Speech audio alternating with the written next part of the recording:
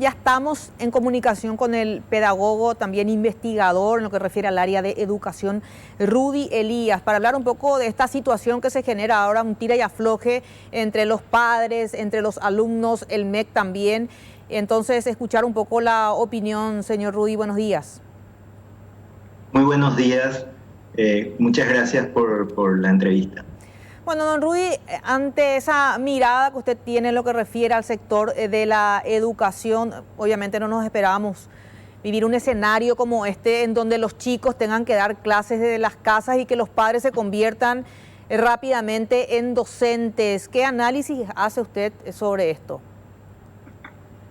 Bueno, desde el inicio de esta cuarentena y de la suspensión de las actividades, hemos estado discutiendo, yo estoy trabajando, que es la Red por el Derecho a la Educación. Allí pudimos ya discutir bastante, hemos ya escrito y publicado 2 pronunciamientos, donde básicamente, en primer término, evidentemente hay que apoyar esta medida inicial que se dio en términos de aislamiento, suspensión de actividades, que evidentemente fue una medida no esperada, no se puede esperar que de entrada haya algo muy planificado al respecto. Pero a medida que pasa el tiempo se ve la necesidad justamente de tener una planificación, primero a corto plazo para lo que se requiere en estos momentos y después ya más a mediano y largo plazo cuando digamos que se vuelven otra vez a las clases presenciales que también requieren un replanteamiento de mucho de lo que se viene trabajando en educación.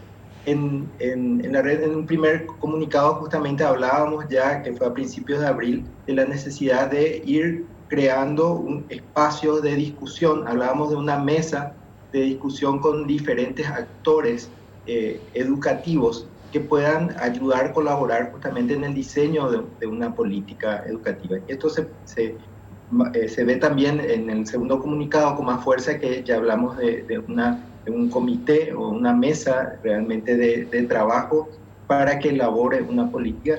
Y está muy en consonancia también con otros pronunciamientos, comunicados que han hecho organizaciones docentes, organizaciones civiles, organizaciones estudiantiles, donde lo que se está pidiendo, creo que en eso coincidimos, es que haya una propuesta bien. Bueno, señor Rudy Elías, ¿nos escucha? Bueno, parte de lo que decía, bueno, están también en concordancia, decía en la última parte del señor Lescar, sobre el pedido que hacen en general el estudiantado, el sector estudiantil. Rudy, adelante, te escuchamos ahora, a ver.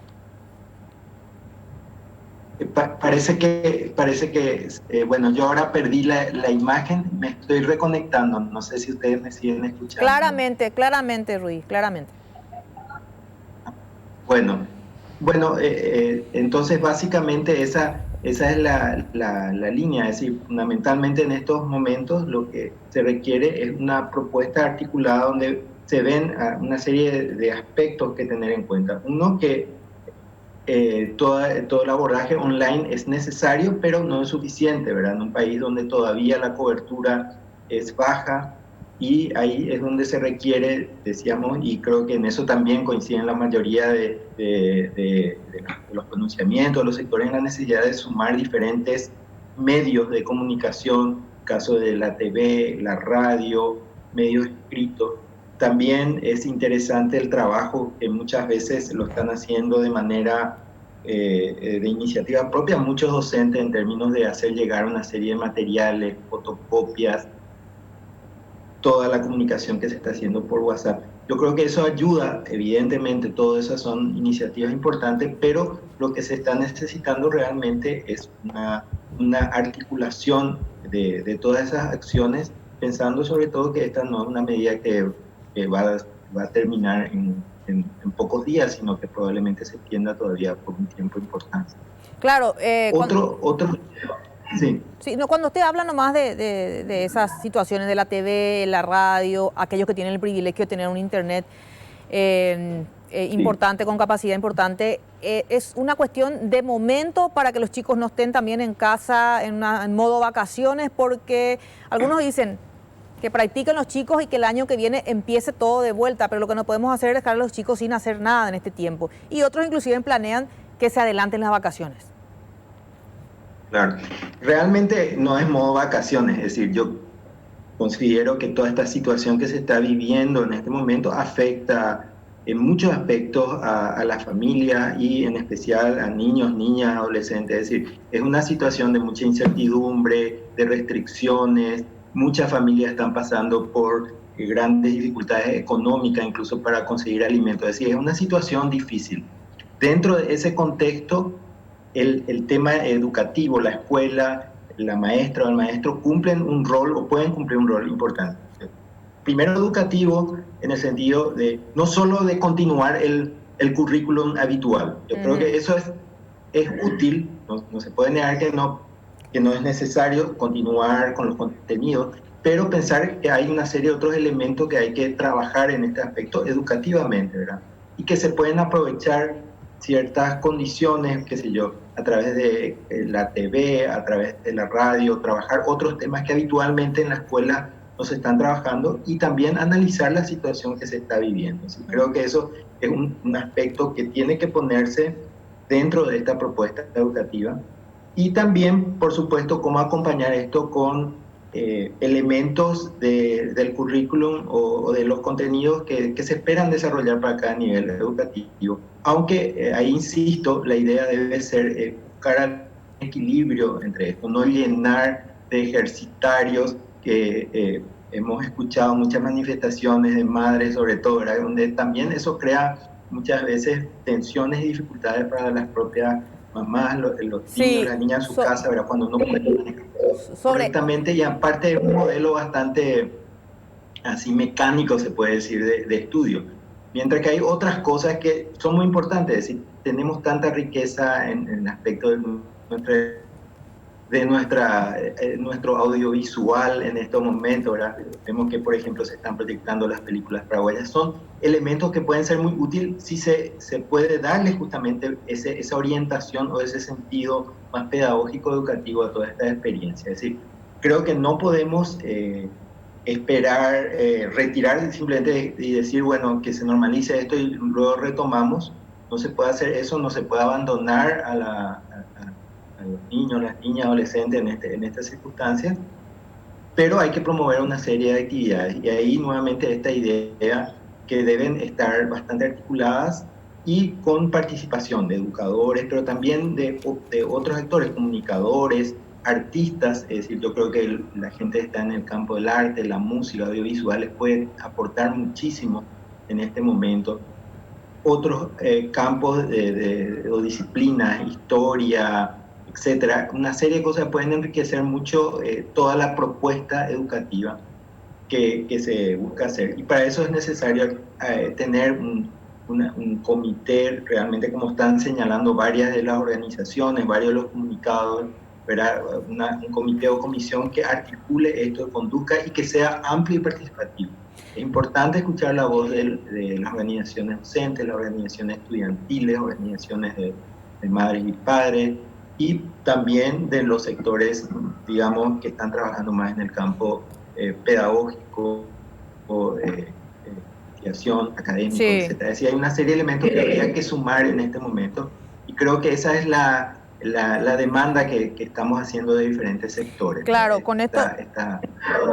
Sí, ahora, Rudy, con esto también se quedó un poco al desnudo el no aprovechamiento de la TV pública, por ejemplo, que siempre hubiese tenido un segmento importante dedicado a la educación, sin pandemia estoy hablando, y si eso ocurría ya en su tiempo, esto podría ser directamente una conexión directa que hoy no tenemos en la TV pública, por ejemplo. Sí, sí. Sí, esos espacios hay que recuperarlos y yo creo que es un momento interesante plantearlo y que eso no sea solo una medida de emergencia. Sabemos que la riqueza o el potencial que tienen todos los medios de comunicación, la TV pública, tenemos experiencias incluso nacionales muy interesantes que se hicieron que lastimosamente no tuvieron continuidad. Y tenemos ejemplos en la región, ¿verdad? De canales como el canal Encuentro en Argentina y otros, ¿verdad? En otros países donde realmente hacen un uso educativo en un sentido amplio y profundo del término. Y tenemos también, yo creo que es algo muy valioso que se ha desarrollado en nuestro país, la radio, ¿verdad? La radio es un medio que casi está presente en todos los espacios, digamos, en las casas a nivel país, y que hay experiencias interesantes de programas educativos vía radio, ¿verdad? Tenemos experiencias de programas de alfabetización, ¿verdad? Que se vinieron haciendo es decir, hay esa experiencia de esos medios, necesitamos realmente ver la forma de integrar eso y probablemente tener una clara orientación de qué es lo que necesitamos lograr en este momento, en estos tiempos, en este periodo, ¿verdad? Sí. Que como dije un rato, yo no considero que es un periodo de vacaciones, porque realmente todos vivimos una situación de bastante incertidumbre y preocupación y de restricción, digamos, que implica Claro. todo este.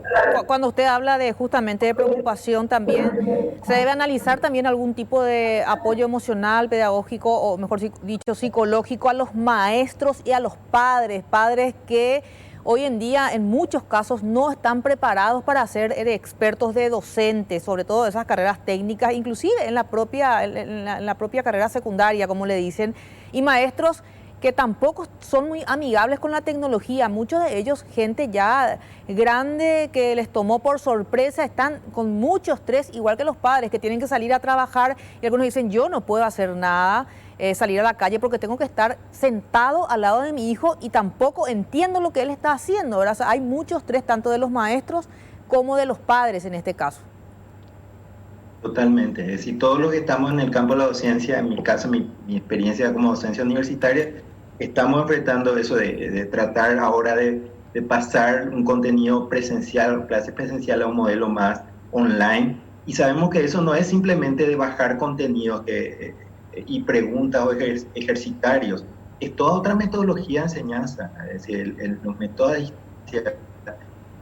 los cursos online, etcétera, requieren todo un abordaje metodológico diferente, ¿verdad? Y eso no es algo que se puede hacer de un día para el otro. Entonces, sin duda, eso representa una gran presión para la mayoría de los docentes, ¿verdad?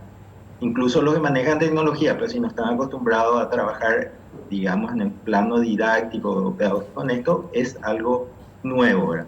Es un desafío, es decir, yo creo que no tenemos que renunciar a eso. Tenemos que enfrentar, hacer lo mejor que se puede en este campo, tratar de dar todo el apoyo necesario, es decir, también este elemento del estrés que está mencionando es algo muy real para todos los que están en el campo educativo y también para las mamás, los papás que se enfrentan justamente con tareas que a veces no nos maneja, aparte con el tipo de tareas. Por eso es que es tan interesante esta idea de diversificar las fuentes, los medios, el tipo de actividad, ¿verdad? A lo mejor en vez de estar haciendo ejercitarios, por ejemplo, de gramática, es mucho más interesante sentarse a leer un cuento o una novela con el hijo, ¿verdad? Puede ser algo mucho más interesante. Y son las cosas que hay que ir buscando como alternativa. Y creo que hay muchos elementos que se pueden aprovechar. Totalmente. Rudy, muchísimas gracias por tu tiempo y las explicaciones. Bueno, gracias y cuando quieran. Bueno,